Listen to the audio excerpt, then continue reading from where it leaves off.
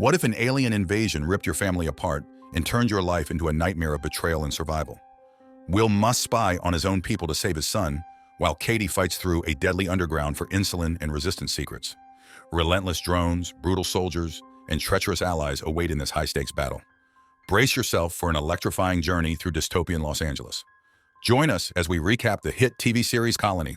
The series begins as Will says goodbye to his family and heads to work in LA, patrolled by soldiers in red helmets. He's planning an illegal trip beyond the wall to find his 12-year-old son. Smuggled in a metal box, an explosion flips the truck. Dazed, Will is captured. Meanwhile, Katie seeks forbidden insulin from an underground dealer, offering alcohol in trade. Finding it spoiled, she fights her way out with a pistol, risking drone detection and death. Katie can't afford to be robbed. Meanwhile, Will is locked up, unable to contact his wife. Katie is frantic because it's illegal to be out at night.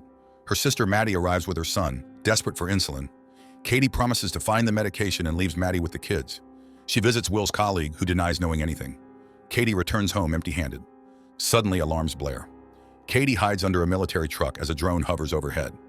Just as a prisoner is shoved into the truck, it starts moving, and the drone flies away. Katie makes it home. In the morning, Katie tells her friend Bruce Sard about Will's disappearance. He was also FBI before the aliens came. He tells her to wait while he checks his contacts. Katie sneaks into a hospital storeroom, stealing insulin amidst chaos. In prison, soldiers recognize Will and take him to the Green Zone. Snyder, the governor's rep, knows Will's past and needs his help to infiltrate the rebels and capture their leader, Jono. As the alien spacecraft prepares to launch, Snyder takes Will to the balcony, trying to get him to switch sides. If he refuses, his family will be sent to the factory. That night, red helmets bring Will home, scaring his family. He claims it was just an accident, but Katie knows he's lying.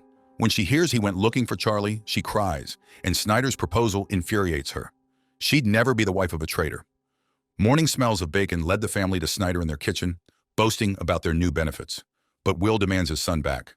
Snyder promises to consider it. Katie secretly meets with the resistance, revealing the occupiers' plans. Will soon realizes Snyder lied about his job. Instead of leading, he reports to Phyllis, tasked with finding a bomber. Partnered with Bo, an old cop, he starts the hunt. Katie finds her son's belongings at the bar. Bruce Sard demands intel on the explosion, but Will has none. Will and Bo trick a suspect into fleeing. A drone appears. Will stares it down until it vanishes. The police haul the detainee to the station where Will's arrested colleague is being held. Desperate, the man begs Phyllis for mercy, but she refuses. Will returns to his trailer only to find his family missing, because they're sneaking into his house right then. Katie hides them upstairs and drives to Bruce Sard for new documents, but he refuses to help, fearing the resistance's risks. Back home, Will learns about his friend's family and takes them to a forger. They get stopped by red helmets, but are let go with apologies, shocking Katie. Safe at the forgers, Will reveals he caught the bomber and plans to bring Charlie back once they find Jono. Will then takes the woman and child to a camp. Katie meets resistance leader Alexander, who calms her down and promises to warn the caught boys group. Will learns a group of prisoners is set for factory transport. Phyllis tells him to accept their fate. Later, Katie comforts Will, who leaves upon learning the suspect revealed an accomplice's hideout. Katie warns Bruce Sard. Prisoners are stripped and disinfected. Red helmets find rebel bodies at the named location. Will realizes there's a spy. A man with a cart enters a house in Los Angeles, broadcasting calls to overthrow the occupation. Red helmets trace it, but Bram hides the recordings before they storm in and find nothing. That day, Katie joins a raid on a food truck. In the chaos, her comrade Kim is fatally wounded. Katie tries to save him, but Bruce Sard coldly finishes Kim off, leaving her horrified. Drones arrive, shooting at random. Bruce, unfazed, has already calculated the authorities' response time. Shaken, Katie rushes home, scrubs off the blood, and locks herself in her room. At school, Bram gives his teacher a cassette showing a huge alien object circling Earth. The police arrive at the raid scene. Will sees Kim's body, clearly executed, and Phyllis orders a photo. They arrest Kim's parents. Will, outraged, doesn't notice Bruce reporting back to the resistance. Alexander believes Kim left no traces. Will returns home. Katie, mourning, covers with their son's things. Will blames himself for their powerlessness. Katie meets Bruce, who justifies killing Kim to save him from torture. Meanwhile, Bram's friend leads him to a tunnel under the wall, used to sneak beyond it. Will and Bo visit a cultural center once frequented by the late Kim and stumble upon a rebel weapons cache. Bram's friends reveal they've been crossing the wall for food for 6 months, finding no one on the other side. Alexander learns about the lost weapons and asks Bruce Sard to warn Katie about her husband's risky actions. Katie, worried about her family's safety, opens the bar anyway. During the opening, Snyder crashes the party. He congratulates everyone and tells Will that revitalizing places like the bar helps people safely release tension. Katie explodes, accusing Will of selling out to the aliens to get their son back. Will insists he's only working with Snyder to find Charlie. Later, he talks to Bo about the spy, but Bo, having faced betrayal, is skeptical. Katie then tells Bruce that a woman with a massive database exposed the resistance. She promises to reveal the woman's name if Will stays safe. Bruce swears to protect him. The next day, a squad of red helmets storms the school. The military brutally arrests a teacher and beats a student.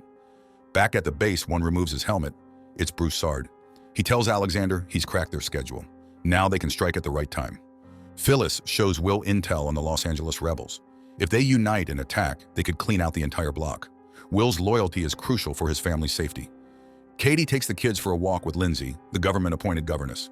She sends a signal, and after a crash, counts to 10, then extinguishes a fire before calling for help. The red helmets and Will arrive. His house is searched. Katie is taken to Phyllis, who promises enhanced security and threatens the neighbors with responsibility. Phyllis interrogates Katie about everything, including her marriage. Meanwhile, Maddie seeks work at the Commission for the Preservation of Cultural and Artistic Items. After the interrogation, Will confronts Phyllis, who shows him incriminating tapes from under Bram's bed. Furious, Will drives home.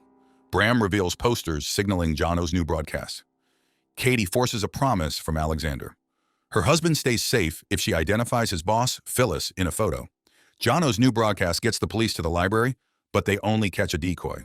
Will reveals it's not Jono, crushing Snyder's hopes. That day, Maddie sees Charlotte's rage over a missing painting. Maddie offers help, being an art historian. The arrested man reveals he found the broadcast text in a pipe. Police trace it to the green zone. Charlotte's team finds art in Maddie's suggested house, earning her favor and a promise of insulin. Phyllis tells Will she destroyed the tapes as a trust gesture. At home, Bram admits he listens to Jono for hope. Katie, arriving early at the bar, meets Phyllis, who warns her she's mixed up with dangerous people. Katie must now work for Phyllis to survive. Phyllis returns home to find her paralyzed husband and Bruce Sard waiting. Without hesitation, she asks Bruce to kill her husband. Bruce shoots. The next day, Bo and Will arrive at the crime scene, seeing Jono scrawled on the wall. Snyder, furious, demands the criminal's capture. A lead on a Jono member leads Will to a hidden room where they find the group. Meanwhile, Bram and his girlfriend sneak under the wall to a deserted city, discovering a supply warehouse. Back in Los Angeles, news claims the underground is eliminated. Will doubts this, and Snyder, seeing the captured pair aren't terrorists, refuses to help find Charlie, but makes Will head of the group. Will suspects a mole and is reminded of his wife by Phyllis's assistant.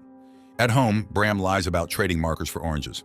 Snyder interrogates a fake Jono, convincing him to act in exchange for relocation. Bram promises his teacher a powerful lens. Will secretly searches the bar, finding nothing but a strange book. Jono's trial is broadcast everywhere, with an execution scaffold in the square. The actor, deceived by Snyder's lies about eradicating terrorism, only realizes the truth when he's on the scaffold, helpless. After the execution, Snyder invites Will to see something unusual. Meanwhile, Alexander's group, including Katie, plans a new attack. Will angrily tells Snyder the execution was pointless, but Snyder insists it pacified the population and bought time to find the real Jono. Snyder's convoy, guarded by red helmets, takes a detour. Bruce Sard betrays his colleagues and attacks. Will locks the car doors to protect Snyder. Despite rebel attacks, Will fights back and rescues Snyder. Drones arrive and the rebels flee. Will takes Snyder to the bar where Katie arrives. Snyder panics, and Will struggles to ensure safety.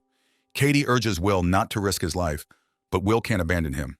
Outside, Will calls for backup, while Alexander learns of Will's actions and Katie reveals the traitor's location. Snyder boasts about being an economics professor with a high position and hints at 7 more colonies, though he's clueless about beyond. Will bursts in, announcing reinforcements on the way. Katie bandages his wound, and Will reveals Jono is a collective image, not a person. Katie wants to kill Snyder, but Will warns another will replace him. Snyder drops a bombshell. His people have found their son, and he's negotiating Charlie's return. Suddenly, a knock on the door. They stash Snyder in the bathroom. Bruce Sard, in a red helmet uniform, searches the place. Katie leads him to the basement, but he can't guarantee Will's safety. Bruce leaves, but Will is certain he'll return with backup. They barricade the doors. Snyder mentions Charlie again, infuriating Katie. Rebels try to break in but fail. Snyder reveals the Masters test everyone and discard the unneeded, but has never seen the aliens. Rebels storm in with a smoke grenade. Will opens fire. Katie shoots a rebel, but Bruce Sard forces her to drop the gun. Rebels herd them into the basement. Will grabs a machine gun but finds everyone gone. Real red helmets arrive, dragging Snyder from the closet. Will reassures Katie that Snyder's tribunal was a sham. Alexander concludes Katie is a double agent. Maddie starts an affair with Charlotte's husband Nolan, the leader of the New Age preacher church. Will identifies Bruce Sard from a photo and gets orders to find and arrest him. The red helmets raid Sard's house, but it explodes. Will questions Sard's squad mates and learns about his special forces tattoo. Bruce Sard sneaks into a restricted area, steals a corpse of a dark-skinned man, burns it with Alexander, and frames it as himself. The police find the burnt car, but Will doubts the body's identity. Katie tries to contact the underground, but finds only an encrypted message leading her to Bruce Sard. Will's assistant, Jennifer, discovers 14 people with Sard's face in the database, revealing Sard as a former FBI agent. Bruce Sard questions Katie about shooting one of her own, but she insists her family must remain untouchable. She leaves when he doubts her loyalty. Sard tells Rachel about orders to kill Katie but couldn't do it. Will informs Snyder about Sard's new identity. Snyder hands Will a photo of Charlie, and Katie pleads with Will to escape Snyder's control. He promises he will when ready. Charlotte discovers Maddie and Nolan's affair and threatens to fire her. Nolan, undeterred, offers Maddie a position as his assistant. Meanwhile, the police get new info, and Will rushes home with a photo of Bruce Sard, revealing his fingerprints were found in their bar. Katie denies knowing him, but when Will shows her photos of his victims, she remembers Bruce claiming he was fixing his mother's house. Jennifer tracks Bruce's mother's house through store receipts. Rachel confesses to Katie that Bruce is part of the resistance. Katie, remembering her close call with Bruce, warns him that Will is onto him. The red helmets raid Bruce's mother's house, but it's empty. He was tipped off. Will confronts a neighbor, Alexander, who denies seeing Bruce. Will notices the same book from his wife's bar on Bruce's table. His partner discovers the factories are on the moon. Will reveals to his kids that he only worked for the government to get Charlie back. That morning, the governor of the Los Angeles block informs Snyder that the Pacific region's chief minister is coming for an inspection. Katie learns from Rachel that her underage son is in the resistance. Shocked by Rachel's bravery, Katie decides to leave the group, fearing for her family. Rachel offers her support. Alexander tells Will that his wife is the mole, leaking info to the rebels. At a meeting, Will recognizes Bruce Sard's neighbor, who confesses to leading the cell and offers to betray everyone to leave the block. Bruce Sard meets with the youth rebel leader and learns about an important arrival. Will reports to Bo, then conveys Alexander's terms to Snyder, who demands a personal meeting. That evening, Katie questions Snyder about her son Charlie, but shifts the topic to Alexander's betrayal. Katie signals Bruce Sard at the bar.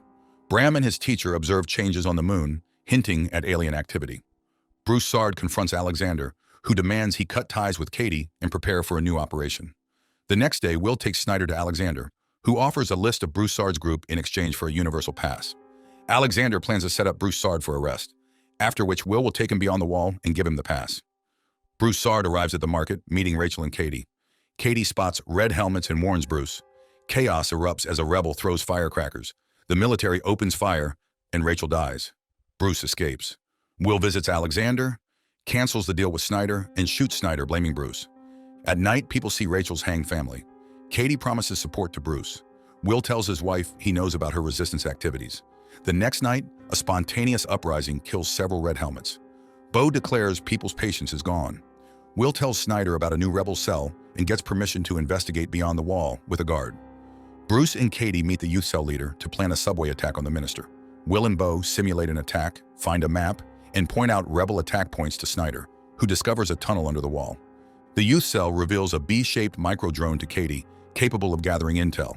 The rebels finalize their attack plan. Bruce Sard teaches Katie to shoot. Red helmets led by Snyder arrest Charlotte at Nolan's house for hiding paintings. That evening, Katie finds a book indoctrinating kids with the new church's ideas and calls Will. Will tells her they must move to Bo's house beyond the wall, accusing her of spying. Katie's had enough of their lies tearing the family apart. Will asks Bo to flee alone. Katie and Bruce kill guards and infiltrate the subway, causing an explosion that derails a train and reveals an alien body. Will rushes to the station as the governor announces the kidnapping of a master, hinting at a catastrophic fate for Los Angeles. Rebels transport the alien to a secret location. Will asks Maddie to hide the kids and searches for Katie. Bram gives him a secret number. Chaos erupts as a sudden daytime curfew traps Maddie and the kids in a massive queue. In the confusion, Bram bolts. The rebels hijack a red helmet's car, loading the alien inside just as the police review subway footage. Will spots Katie but keeps quiet. Bram leads his teacher to the tunnel while the rebels drive through the city, witnessing a house attack meant to terrorize residents. Snyder loses his position, but the governor is powerless. The alien reaches a lab, shielded from surveillance. They struggle to open its suit. Will hands the rebel codebook to Jennifer. Together, they review footage and identify the youth cell leader. The rebels figure out the alien's risk communicator. Will demands the alien be handed over, threatening otherwise. Katie defies him, breaking isolation, and the rebels escape through a secret passage. Drones swarm the house. Katie flings the door open while Will dials the police. They arrive and take the alien away. Snyder, grateful, hands Will a universal pass to go beyond the wall. Meanwhile, Bram and the teacher sneak into the tunnel but get caught by the police. Snyder is also taken away. Determined, Will uses his pass to go beyond the wall to find his son, leaving Katie to return to an eerily empty house. This concludes the first season.